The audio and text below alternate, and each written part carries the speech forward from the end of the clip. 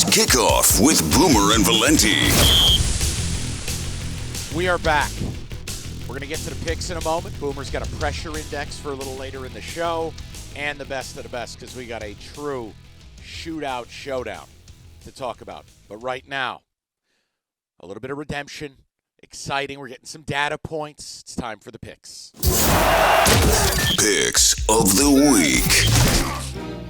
Oh, and you know what it is. It's October, which means pip, pip, cheerio. We're going to London. Jags laying 3, hosting Atlanta in the Brunch Bowl. Boomer, what do you got? You know, I'm going to take the Jags here. I think that they were embarrassed last week. It's a long trip. They're used to this. Usually they play well. I think they play well in London, and I would think that this is going to be a bounce-back game for them, and Desmond Ridder has been struggling for Atlanta, so I'll take the Jags. Well, when you say struggling, of the qualified quarterbacks in football, he's the singular worst one. But here's the problem. Lawrence is a favorite, no bueno, and there's something wrong, and we can cover the Jags in more detail later if you want. I'm going to blindly take the 3, take the running game of Atlanta, a little bounce back. Boomer, I can't trust the Jaguars right now, and you know I love them. There's something wrong. Yeah, I thought that they would be better. I thought that they would start to separate themselves, kind of like the Lions are doing in the NFC North. I thought they would be doing that in the AFC South, and lo and behold, C.J. Stroud goes in there and drills them last week. And how about C.J. Stroud? I know we're going to talk about him a little bit later on, but, man, I'll tell you what, he has caught everybody, by, not I don't want to say by surprise, but I think most people didn't think he was going to settle in this quickly for the Houston Texans. No, certainly not. Well, we can get to that game in a minute. Let's go to game number 2. America's Browns laying 2.5, hosting the Ravens. I feel so good about this one. I'm taking the Browns, man. The Browns defense is for real. The Ravens are injured and beat up. Myles Garrett is just an absolute game wrecker. And I'm telling you, if you talk about an athletic defense that can go against an athletic quarterback, the Browns. So give me the Browns at home. I'll lay the 2.5 for the Ravens. Did you see last week when Tennessee was shadowing Garrett and he motions and he goes to the other side of the formation? Awesome. Two guys get up and go, and Garrett's like, hold on a minute. Let me just test this out. He goes to the other side, and they get up again and go with him. But how great is that? I'm with you. That's great, and I think Tennessee had to take a timeout. Yeah, I love the Browns defense. You nailed it with Jim Schwartz and that being one of the most impactful hires. Watson was okay last week. It's tepid, but you know what? I still do not like when they need Lamar in a big spot. I think he comes up light. I'm taking the Browns. Let's go. All right, you ready? Yeah, I'm ready. This is a game you got to hold your nose. Broncos laying 3.5 on the road at the Bears. All right, so I'm going to take the Broncos here, and I'm going to tell you why. Use your veto. Just do yourself. Well, right now I may use my veto later on. That's when we use it.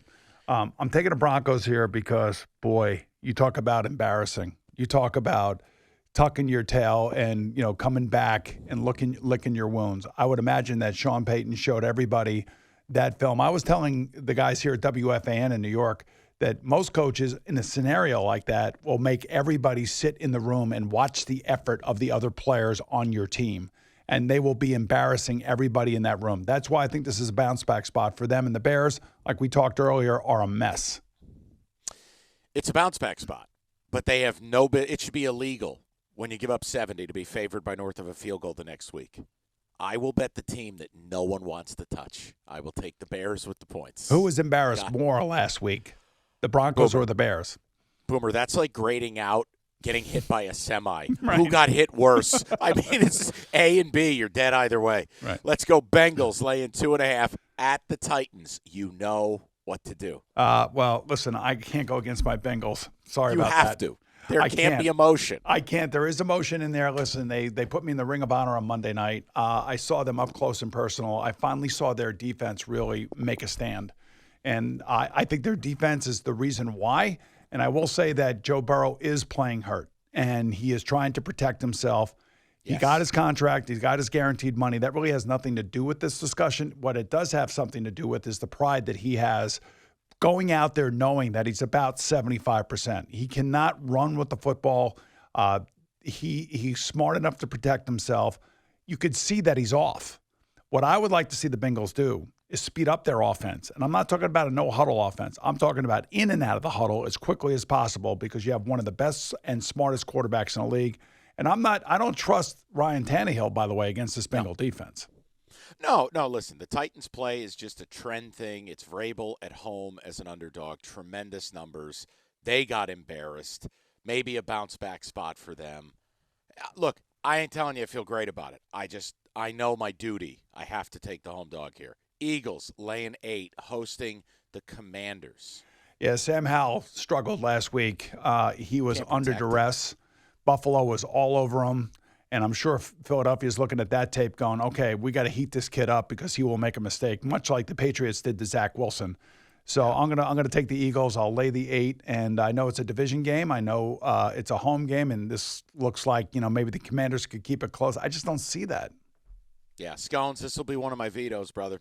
If I had to pick it, I would probably agree with Boomer and take the Eagles. That front, Jalen Carter and Jordan Davis against that offensive line, woof. But I'm going to sit that one out. Saints laying 3.5, hosting the Bucks. Famous Jameis back under center, man. You know what to do. Come on. I know you want me to take the Bucks. You know I do. I know you do. The Bucks defenses are real. I mean, the Saints defense is for real, though, man. They are for real. And I just, Baker could struggle here. I think the Saints are going to win the game, but I think it's going to come down to a field goal. So So I'm going to take the Bucks on the and the points. Just mark it down, 23-20 final. Saints win, Boomer and I win, America wins. Everybody's happy. Bucks. That's right. Another game. This should be illegal. Minnesota laying 4.5 at Carolina. I'm going to take Carolina here, and it looks like Bryce is going to be playing. Bryce Young is going to be playing in this game. He's practicing. He sat out, watched Andy Dalton open the offense for the Carolina Panthers. I know Justin Jefferson is going to go off in this game, probably going to be his best game of the year. I think the Panthers they'll keep it close. You watch, and I think Bryce Young will have his best game. You know I like Frank Reich. I know you do. You know I believe this will work. I can't with Bryce Young right now. Okay. I'm going to take the Vikings. God, I hate that selection. I will take the Vikings. Boomer, I do. I feel filthy taking the Vikings. Now here, you ready? You Yep. may as well flip a coin. This game, no read. Rams laying 1.5 at the Colts. Now, I want Minshew to play. I want him Are to we be putting the in a quarterback. plan here? I don't know, but I like him, man. Did you see what Shane Steichen said about him after the game? He said, man, we are so lucky to have Gardner Minshew as our quarterback. And I'm like, wait, but you just got Anthony Richardson in the draft. But he's a winner. Yeah, I He's know a he is, grinder. and this is why. And he thinks that he's a starter, which is what I love about him. Like forget the situational where he wants to play. I'm taking the Colts at home. I love what he did. I'm not sure who's playing quarterback. I'm not sure if Anthony Richardson is out of concussion protocol as we speak right now. But if Gardner Minshew plays, I'm taking him. If I played it, I would agree with you. But this is going to be my second veto. It's just there's no value. It's just a coin flip. Steelers laying 3 on the road at the Texans. God help us. I know what we're doing here. Come on. Just say it. Just say it to the crowd. Oh, you have to do it. I'm taking the Steelers, but this is probably one this is one I'm vetoing. I'm not picking this game. Yeah, and that's fair because the number you're taking the worst of it. This was up at 4.5. Now you're taking a flat 3. I totally get it. I think for me, listen, there may be nobody outside of Brandon Staley in football I think less of than Josh McDaniels. I just view what the Steelers did. I mean, first of all, Pickett got away with a pick 6 early. That was a joke. Then you had whatever their game plan is in Vegas. They can't run it. Jimmy G, I don't get anything they're doing. And then the field goal to let the Steelers off the hook. I don't think the Steelers are any good, Boomer. And the Texans O-line getting healthier. Stroud is actually middle of the pack, outperforming guys like Brock Purdy. If you value analytics, I'm going to take the Texans here. They have some weapons. I think the Steelers stink. I don't think they should be laying 3. I'll take the Texans. I'll lay on the grenade for the crew here. I'll take the Texans. All right, I'm just telling you, a rookie going against that 34 defense of the Steelers with T.J. Watt playing the way he's playing. Oof. I know. It's a terrible idea, but this is me. Chargers. Here, you want a bad idea? Go ahead and bet this next game. Chargers, who can't get out of their own way, who try to beat themselves, laying 6 against the Raiders that are the equivalent of a clown car. Yeah, Go ahead. I'll tell you, I'm taking the Chargers. I don't think Jimmy Garoppolo is playing. I think he's in concussion protocol. And, you're going to tell me that the Chargers, coming off of that win last week, luckily, at the hands of the Vikings, are not going to come back here. And I know. Justin Herbert is not going to be stopped all year long. The only thing I worry about there is they lost Mike Williams for the year, unfortunately, for that young man who keeps getting hurt. I just think the Chargers' offense is too powerful, too good for the Raiders' defense. With you. And here's the other thing. I don't care if it upsets people. He's a beautiful man, but he stinks. I'm tired of hearing about Jimmy G. I'm tired of hearing about the completion percentage. Tired of hearing about the win percentage. You know what? The minute a play breaks down and everything's not perfect, he turns into a pumpkin. So I don't want to hear about him anymore. Chargers, lay the 6. I'm with you, Booms. Niners, laying 14 to the Cards. You know what to do. Yeah, I know. I want to take the Cardinals. No. You sell high. Yeah. Did you see Cardinals are at their zenith. I know that, but did you see them perform? Have you seen them perform the last 3 weeks? I mean, all 3 weeks, Listen. Gannon's got them playing tough.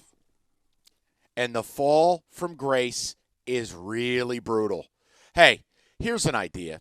Trivia. Can you bet a team whose own quarterback can't buy his jersey at the team store? The answer is no. You got to take the Niners here.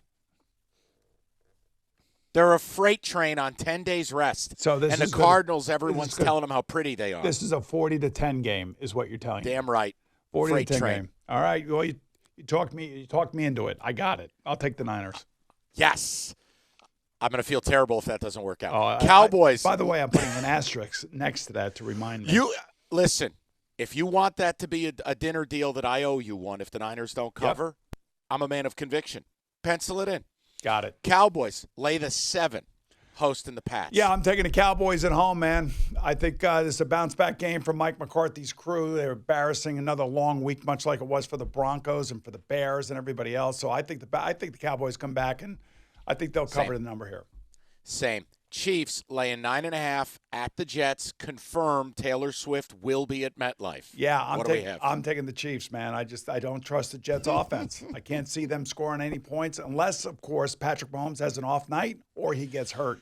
So I'm taking the Chiefs and laying a 9.5. It's a historical play. Mahomes and Reed are awful at covering big spreads. They're elite at covering small ones. I can't believe I'm going to take the Jets. Oh, my God. I'm going to take the Jets. Would you normally bet this game? No, I'm only picking these because, listen, on the podcast that I do that is sports betting, Cash the Ticket, shameless plug. Yeah. No, I select 4 or 5 games a week. I give leans on other things. Yeah. But I'm required here. I take the Jets. All right, so I would never bet my money on this. All right, so you would never do that, but you had a great week here last week. You were 9-4 last week. I know, and listen, it's not easy. Let's go to the last one. Okay. Giants laying 1, hosting Seattle. Just tell me this is going to work out, please. Well, the Giants should be healthier on offense. I feel like we haven't seen them for like 3 weeks, although it's only been 10 days, and they're going to have fully rested. Fully healthy offensive line. This will be Daniel Jones' best game, but I just do not like the Giants' defense. They don't tackle well. They don't cover anybody. And Geno Smith and that group of wide receivers will put up huge numbers. I think this is going to be a highest scoring game of the week, by the way. Yeah, it could be. I mean, it's the Giants off 10 days rest. I love teams that went on the road, got destroyed, come home, rested, cross-country flight. Not as big of a deal with the time, but still, if the Giants are even going to be a 7-win football team, this is a spot you win this game. You have to. It's also a spot you could have a Casamigos, all right? Fair. Why don't you tell the people about it? I might need one the way the Giants play. That's exactly right. What goes great with football, it's Casamigos Tequila. Casamigos brought to you by those who drink. And make sure you have plenty of on hand for the Week 4 games, whether it be Añejo, Blanco, Reposado, Cristalino, or Mezcal. Casamigos Tequila reminds our friends to celebrate responsibly. So celebrate responsibly, my man. You hear me? Yes. Hopefully Wink Martindale calls the defense responsibly. More to do. Lots happening. I got a question for you about a guy I want to bench. We got the pressure index, and, of course, the best of the best. All coming up next. It's Kickoff with Boomer and Valenti.